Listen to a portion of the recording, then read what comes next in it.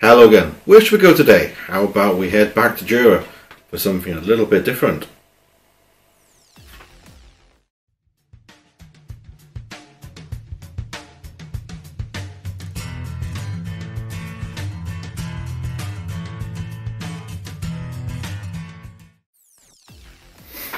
Hello again, I'm Nathan. Welcome back to Was My Fault on Whiskey Wednesday. As I said, we're heading back to Jura. Now, we've been there twice before. We've had, not much left, Jura Journey, and of course the original Jura 10. I won't compare those this time. I'll do another video on that because I'm already pouring enough whiskey for one evening, I think. It gets a little bit much. So, you see, it's red. So, it's a red wine cask finish, cask edition. I think they're doing a range of different ones in different casks to try out different things. It'll be a lot more interesting. I am a fan of Jura. I do like it. See, it doesn't look that red, I guess, really, in comparison. So how does it compare to the 10? Does it look that red? I'm not sure. We shall find out if it tastes like red wine or not. I am a fan of red wine, so this should be interesting. Two of the things I like, red wine and Jura whiskey, so yeah. Squeaky, good fit. Pop. Right. I can't say it looks overly red or anything, but we shall see, I guess. Right. It's kind of dark in colour, but I wouldn't say it's overly red. What do you think? Does it look overly red? Compare it to... not particularly. Looks about the same. Oh.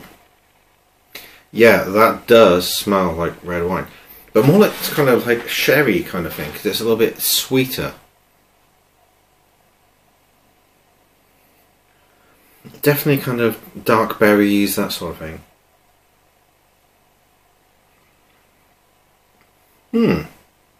That's quite interesting because it's kind of red winey, but it's also kind of, it's sweeter, so it's definitely more along the kind of sherry kind of smells.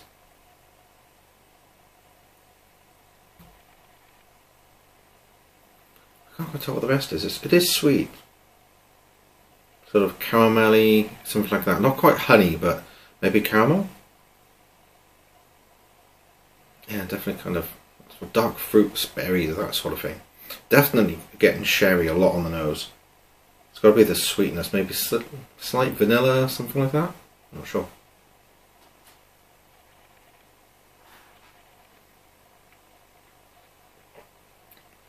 Not as sweet as I was expecting.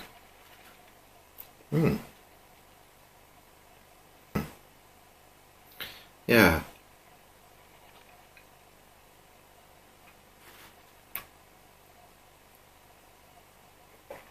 Definitely get the hit of kind of red wine. It's not really sherry in the flavour. It is more tart, more kind of vinegary red wine. Not vinegary, but you know what I mean? That kind of, the red wine definitely comes through more than the sweetness. A little bit of vanilla, that sort of thing in it. Fruit, kind of sultanas, that sort of thing.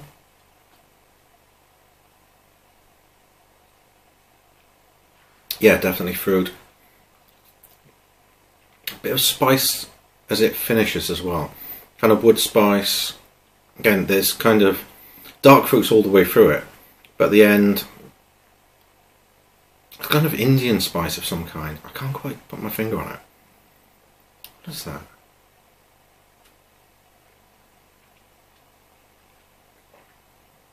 Makes me think, but not curry spices, not that kind of thing.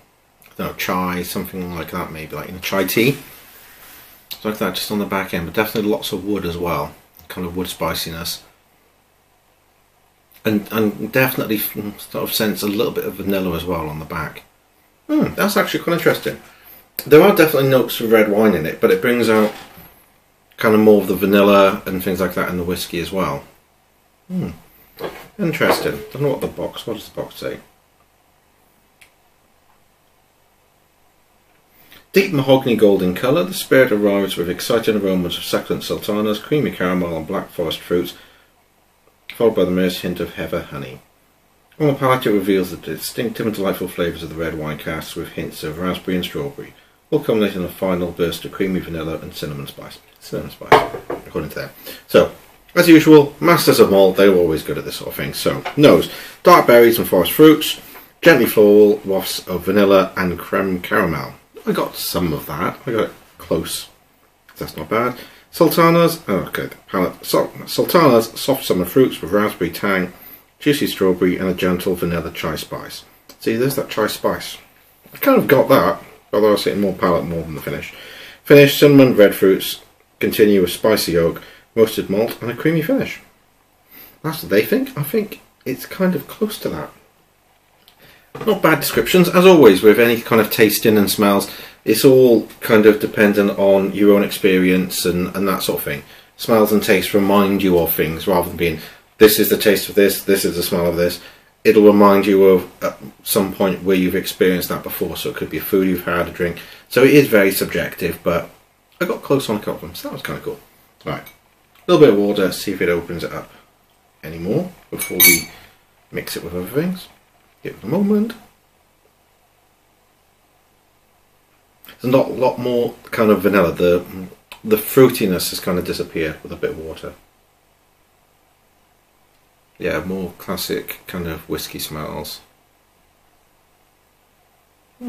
Interesting.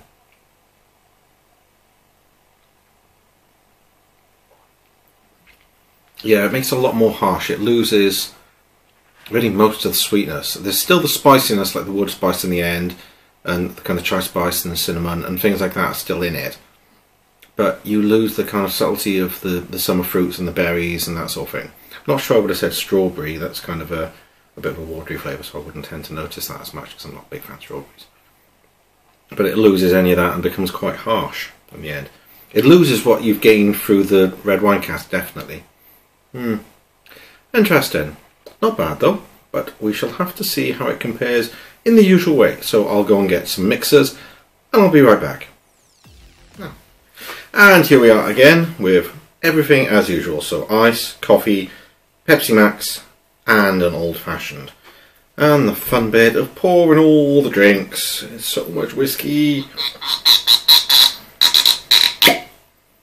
Pop. It's a lot of whiskey, but got to be done for science.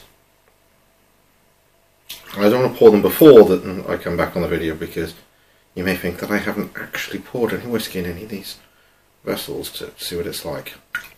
And I have to be fair and do the same for every single video. Give every whiskey a chance to perform and be compared. What's the point in doing it? Well, other than drinking whiskey, of course, which in itself isn't such a bad idea, but I should be as scientific as I can with this, really, shouldn't I? Right. For everything, a bit of a mix.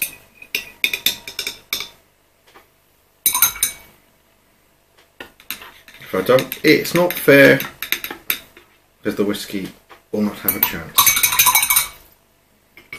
And the old fashioned I will stir again before I drink because the simple syrup has a tendency to settle a little bit. Okay.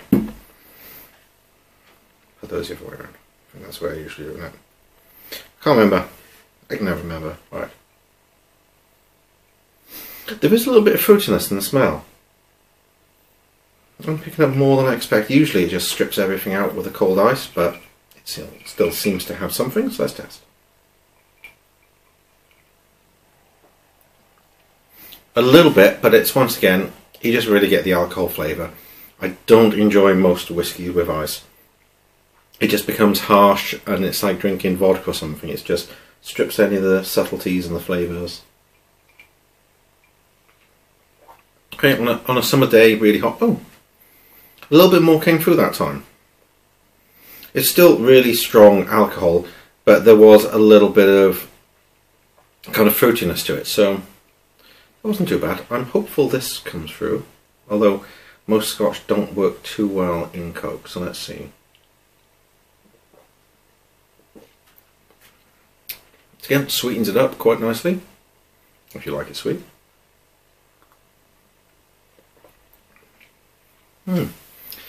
Yeah, a little bit of the fruitiness comes through. It definitely sweetens it up. Which is weird because it's Diet Coke anyway, or Diet Pepsi, Pepsi Max. And sometimes they can taste sometimes a bit sweeter, but not sugary sweet, just sweeter flavour. But it kind of changes it slightly to a more fruity kind of sweetness to it, if that makes sense.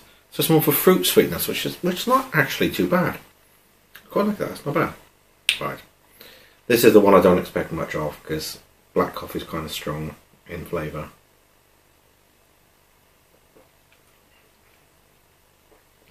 Brings out the woodiness, a little bit of sweetness on the front.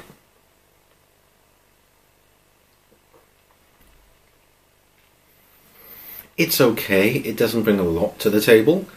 Once again, it takes out some of the harshness and the bitterness of the black coffee.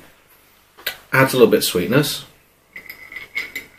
And there is a kind of a fruity finish. There is a kind of a lingering fruit flavour in my mouth. No particular fruit, just kind of, once again, it's that kind of fruit sweetness, which is kind of interesting. You know, like the fruit sweetener you can get instead of honey. It's kind of a bit like that, I guess. Whereas you can tell it's kind of sugary, but a more natural fruity sugary kind of flavour to it. Interesting. Okay, this is probably going to be quite sweet then. If everything else has been sweet, this might be quite sweet with all the sugar and everything else.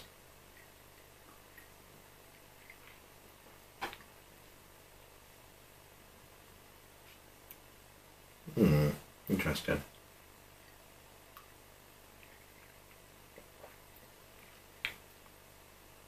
It does combat the bitterness of the bitters, obviously. Yeah, it doesn't do a lot for it. It doesn't sweeten up a lot. It takes the edge off the bitter, but that's really about it. It's not bringing a lot of extra flavours. A little bit disappointing, but it's kind of the way with Scotch. It tends to be too subtle. It's still a nice old-fashioned. There's not lots of different flavours going on. Like with a lot of the bourbons, you tend to get more kind of cherry and things like that. And it's really just kind of the citrusy bitter just kind of shines through everything else. So kind of expected really. You don't get a lot of the subtlety that you get with Scotch coming through in most cocktails anyway. So well, it's what I expected really. Okay, back to coffee.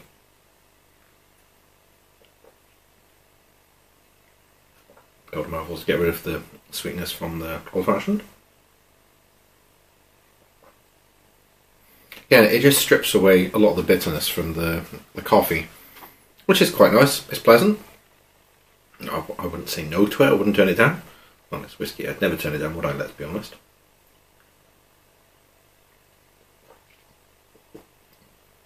Oh, the Coke's quite nice. So, because it changes the sweetness to a more natural tasting kind of fruity sweetness, which is quite pleasant, to be honest. Okay, back to the ice. This surprised me earlier. There was still some fruitiness to it, so let's see.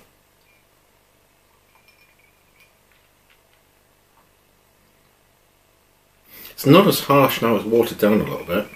There is still that hint of sweetness and vanilla. I don't know if I'd be able to tell the difference between that and a normal Jura. Well, possibly no. I say that, and then I get the little bit of kind of fruit on just on the tail end, just a little kind of hint of fruit. I wouldn't say strawberry though. Definitely a dark fruit, berry, something like that in it. Interesting. Okay, back to the original one.